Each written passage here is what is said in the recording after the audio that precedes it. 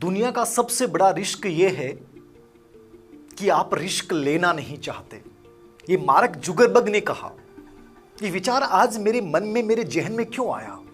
ये विचार आया एक बच्चे के एक छोटे से मैसेज से, जब वो तैयारी के बारे में पूछ रहा था और मैंने उसे कहा कि तुम्हें ऐसा करना चाहिए। उसने एक बहुत सुंदर सा जवाब दिया कि सर मैं रिस्क नहीं ले सकता। और वहीं से मेरा दिमाग दौड़ने लग गया, मेरी भावनाएं उद्वेलित होने लग गई कि जब हम जिंदगी के पहले पड़ाव में चलते हैं और वहां हम रिस्क लेने से डरते हैं, मतलब रिस्क नहीं लेना विफलता की पहली गारंटी है, असफलता की पहली गारंटी यही है कि आप रिस्क लेना नहीं चाहते। रिस्क है क्या? सोचिए। आज एक बात कहना चाहूंगा आपके माध्यम से। आपने कहा कि हम रिस्क ले नहीं सकते, डर लगता है सर, कैसे ले लें, कैसे छोड़ दें। याद कीजिए उस दिन को जब आप अपनी मां के गर्भ में थे और आपकी मां को डॉक्टर ने कहा कि विश्व की 20% माताओं की मृत्यु बच्चे को जन्म देते समय हो जाती है। और उस दिन आपकी मां एक सोच लेती कि मैं अपनी जीवन का रिस्क क्यों लूं, मुझे नहीं लेना ये रिस्क, मुझे नहीं पैदा करना इस बच्चे को, और वो रिस्क लेने से पीछे हट जाती। क्या आप इस दुनिया में होते? क्या आप इस समय सांसें ले रहे होते? लेकिन आपकी मां ने रिस्क लिया आपके जीवन के लिए, और उस रिस्क का परिणाम है कि आप जीवित हैं। आप सांसें ले रहे हैं, ये भी रिस्क है। आप सो के खड़े होते हैं, ये भी रिस्क है। कभी महासागर की उन लहरों को देखा है आपने? अरे वो लहरें कब देखोगे? किनारे पे बैठ के देख पाओगे या अंदर समुद्र के अंदर जाके मंथन करके उसके अंदर से मोती निकाल के लाओगे?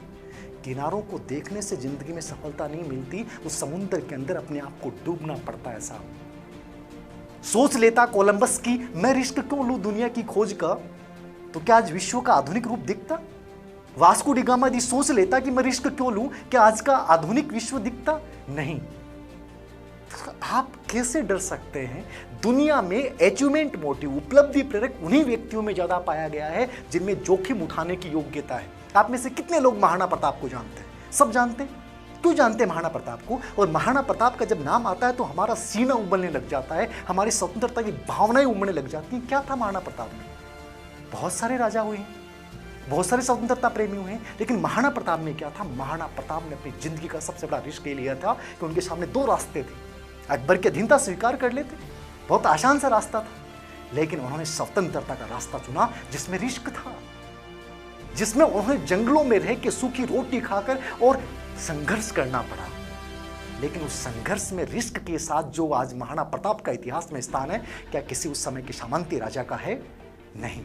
आप में से कितने लोग पन्ना धाय को जानते हैं? धाय तो बहुत हुई है, इतिहास में पता नहीं कितनी धाय माताएं हुई हैं। पन्ना धाय का नाम क्यों लिया जाता है? इसलिए लिया जाता है क्योंकि पन्ना धाय ने जिसे अपने खून से सींचा, उसी चंदन को, अपनी उस चंदन की मृत्यु का रिस्क लिया मेवाड़ राजगद्दी को बचाने के लिए, उस स्वामी भक्ति के लिए इतना बड़ा रिस्क लिया। इसलिए आज हम पन्ना धाय को जानते हैं। आप में से कितने लोग अभिमन्यु को जानते हैं? अभिमन्यु का नाम क्यों आता है?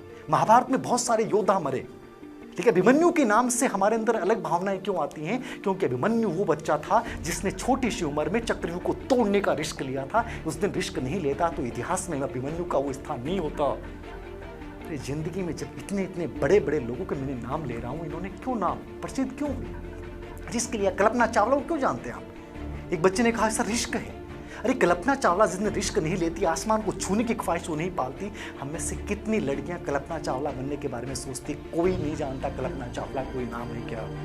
अरुणिमा सिन्हा को क्यों जानते हैं? रीढ़ की हड्डी टूटने के बाद 22 ऑपरेशन होने के बाद उस लड़की ने सोचा कि विश्व के 7 पर्वतों को पार करूंगी और करके दिखाऊंगी। डॉक्टर ने मना कर दिया, लेकिन रिस्क लिया अपनी जिंदगी का और दिखा दिया दुनिया को। दशरथ मांझी को जानते हैं? कौन था दशरथ मांझी? वो भी साधारण जिंदगी जी रहा था, क्या जरूरत थी उसको रास्ता काटने की? लेकिन दशरथ मांझी एक सामान्य इंसान नहीं था, उसने रिस्क लिया था। रिस्क ये था कि 22 साल में 55 किलोमीटर लंबे पहाड़ को चीर डाला साहब। जिंदगी में इतिहास उन्हीं ने रचा है जिन्होंने रिस्क लिया है। सिकंदर को जानते हैं आप? कौन था सिकंदर? मां ने केवल इतना कहा था कि मुझे विश्व विजेता कैसा होता है उसकी तस्वीर देखनी है, और मां के उस सपने को सच करने के लिए सिकंदर ने कहा कि हाँ तेरा बेटा विश्व विजेता है, मैं विश्व विजेता बन के तेरे सामने आऊंगा। क्या जरूरत थी? अपने देश की भूमि को छोड़ के विश्व को विजित करने की, लेकिन सिकंदर निकल पड़ा क्योंकि साहब उसने रिस्क लिया था अपनी जिंदगी का और लौटा विश्व विजेता बनकर। याद रखना, इतिहास में स्थान उन्हीं का होता है जो कुछ बड़ा करते हैं, और बड़ा करने के लिए क्या करना पड़ता है? रिस्क लेना पड़ता है। कोई जाए तो छोड़ के चले जाने दो। तुलसीदास जी का नाम सुना आपने, पत्नी के बड़े प्रेमी थे, लेकिन जिस दिन पत्नी ने कहा कि इतनी प्रेम की थी भगवान से करते तो मुक्ति मिल जाती, उस दिन वो रिस्क नहीं लेते कि मैं पत्नी को कैसे छोड़ दूं, लेकिन लिया ना उन्होंने। और इतनी गजब की भक्ति की कि आज तुलसीदास जी को हम जानते हैं, वरना क्या तुलसीदास जी को कोई जानता? फिर क्यों पैर खिसक रहे हो पीछे? कब तक पीछे मुड़ते रहोगे? कब तक इंतजार करते रहोगे कि मैं करूंगा? इतिहास में सामान्य जिंदगी जीना और एक विशिष्ट जिंदगी जीना, इन दोनों में दोस्तों बहुत फर्क होता है। यदि अपने आप को विशिष्ट बनाना है तो तैयार हो जाइए इस आसमान को चीरने के लिए, तैयार हो जाइए प्रत्येक वो जोखिम उठाने के लिए। तो मुझे सीना तान के और ये लक्ष्य को प्राप्त करना है, मैं करूँगा। और जब तक रिस्क नहीं लोगे एक कदम आगे नहीं बढ़ा पाओगे। और इसका एक बड़ा एग्जाम्पल मैं आपको बताता हूँ। युवराज सिंह, कैंसर होने की सूचना मिल चुकी थी, लेकिन वर्ल्ड कप में खेल रहे थे, उन्होंने अपनी जिंदगी का रिस्क लिया था और भारत वर्ल्ड कप जीता। आज युवराज सिंह को लेकर इतनी ज़्यादा जो उसकी फॉलोइंग है, उसका बड़ा रीजन था कि उन्होंने वैसी परिस्थिति में देश के लिए खेलने का जो जज्बा था, वो बहुत बड़ी बात थी। ऐसे हजारों उदाहरण इतिहास में भरे पड़े हैं, चाहे वो धीरू भाई अंबानी का हो, चाहे रतन टाटा का हो। हर इंसान वही बड़ा बना है जिसने जिंदगी में क्या लिया है?